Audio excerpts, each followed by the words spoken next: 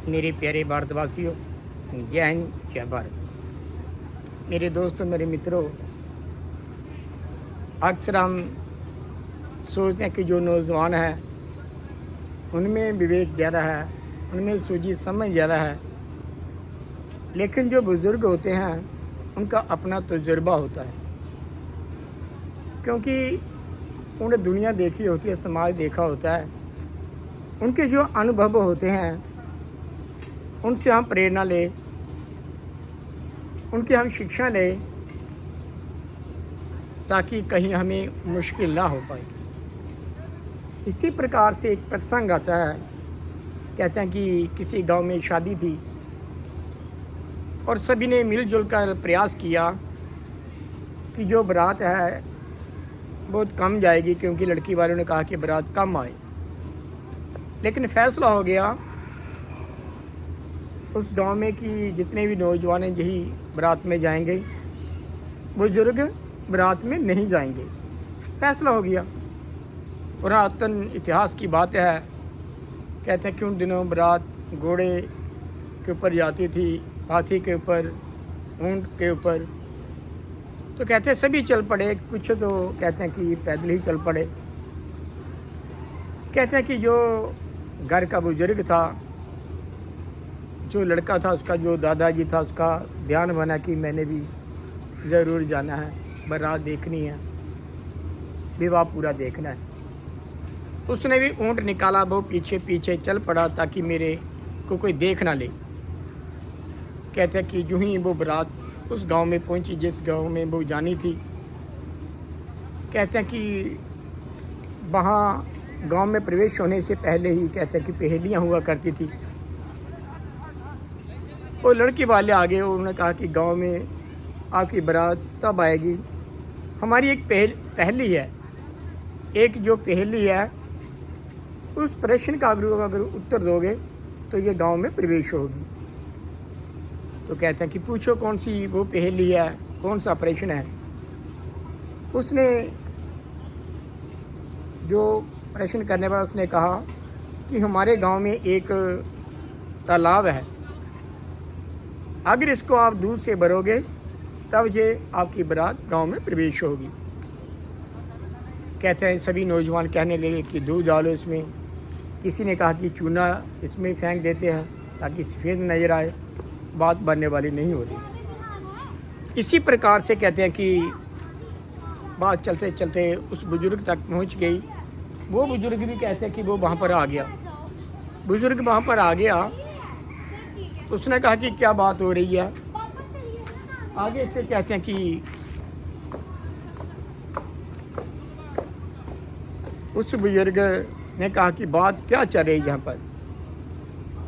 तो वो नौजवान बड़े हैरान हुए, खुश हुए। बुज़ुर्गों के देख के हो सकता है हमारी जो प्रॉब्लम है सॉल्व हो जाए, हमारी मुश्किल का हल हो जाए, इस प्रश्न का उत्तर मिल जाए। उन्होंने कहा कि दादाजी ऐसे ऐसे बात है, पूरी बात सुना दी कि ये तालाब है, तालाब में कहते हैं कि ये सारा दूध से नज़र आना चाहिए, इसमें दूध डालो। तो कोई हमारा हल नहीं हो रहा है। आगे से दादाजी ने कहा कि एक काम करो, जिसने प्रश्न डाला उसको मेरे समक्ष करो, मेरे सामने पेश करो उसको। कहते कि वो इंसान आ गया। उसने बुज़ुर्ग ने पूछा, उस दादाजी ने पूछा कि आप अपना प्रश्न करो। उसने कहा कि ये जो हमारे गांव का तालाब है, इसको आप दूध से भरोगे तब आपकी बारात गांव में प्रवेश होगी। बुज़ुर्ग ने बड़ा सुंदर सा उत्तर दिया। उसने कहा ठीक है, ऐसा हो जाएगा, लेकिन सबसे पहले आप एक काम करो, जो तालाब का पानी है इसको खाली करो। कहते हैं कि तालियां बज गई कि बुजुर्ग ने कैसा जवाब दिया। कहते हैं उस प्रश्न का उत्तर उनको मिल गया, बारात गांव में प्रवेश होगी। कहते हैं कि दूसरा पहेली थी। कहते हैं कि एक जो राख होती है उसका, सूखे राख की आपने रस्सी बनानी है। ये भी जो प्रश्न था बड़ा ही मुश्किल था, कैसे बनाई जाए। राख से रस्सी तो बनती नहीं। कहते हैं कि बुजुर्ग अभी प्रवेश नहीं होते, वो बरामदे में बैठे था, उसको पता चला, वो भी बीच में आ गया। उसने कहा कि क्या है। उन्होंने कहा कि ऐसे ऐसे बात है, आपको राख से रस्सी बनाना पड़ेगी। कहते उसने क्या किया, उनको आदेश दिया कि एक काम करो, एक मोटा रस्सा लाओ, रस्सी लाओ जो हम देखते थे कि कोई खजूर की होती थी, जब वगैरह वगैरह हम बनाते थे रस्सी। कहते हैं उन्हें फरमाइश पेश की कि ऐसी रस्सी लाओ। उन्हें रस्सी लाई। क्या उस बुज़ुर्ग ने उसके रस्सी को नीचे रखा, कहते हैं उसको आग लगाई। आपने देखा कि रस्सी जल जाती है लेकिन उसका बल नहीं जाता, इसलिए कहते हैं कि रस्सी जल जाए लेकिन उसका बल नहीं जाता है। कहता है कि वो चिन्ह वो निशान रस्सी के वैसे की वैसे थे, जब तक इंसान उसको टच ना करे वो रस्सी ख़त्म नहीं होती।